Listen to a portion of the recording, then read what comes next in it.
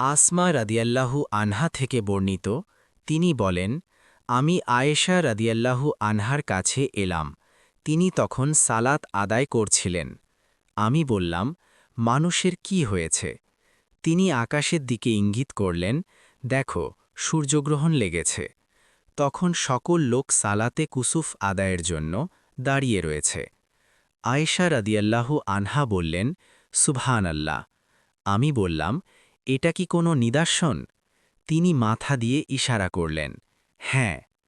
এরপর আমি সালাতে দাঁড়িয়ে গেলাম। এমনকি সালাত এত দীর্ঘ ছিল যে আমার বেহুশ হয়ে পড়ার উপক্রম হল।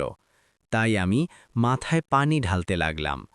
পরে সালাত শেষে নবী সাল্লাল্লাহু আলাইহি ওয়াসাল্লাম আল্লাহর হামদ ও সানা বর্ণনা করলেন। এরপর বললেন, যা কিছু আমাকে ইতিপূর্বে দেখানো হয়নি তা আমি আমার এই স্থানেই দেখতে পেয়েছি। এমনকি জান্নাত এবং জাহান্নামও দেখেছি। এরপর আল্লাহ তাআলা আমার কাছে ওয়াহী প্রেরণ করলেন, তোমাদেরকে কবরের মধ্যে পরীক্ষা করা হবে, দাজ্জালের ন্যায় কঠিন পরীক্ষা, অথবা তার কাছাকাছি।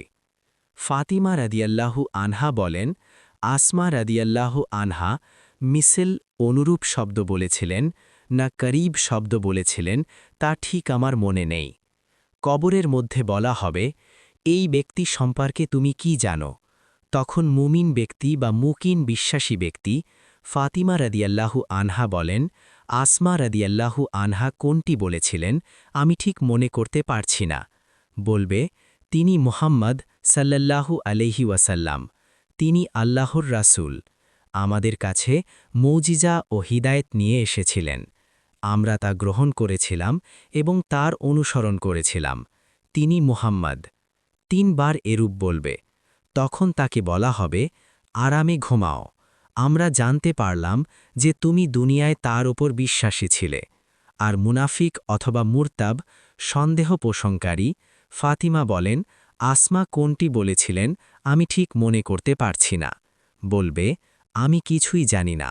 মানুষকে তার সম্পর্কে কি যেন বলতে শুনেছি, তাই আমিও তাই বলেছি। সহিহ বুখারী হাদিস নম্বর ৮৬।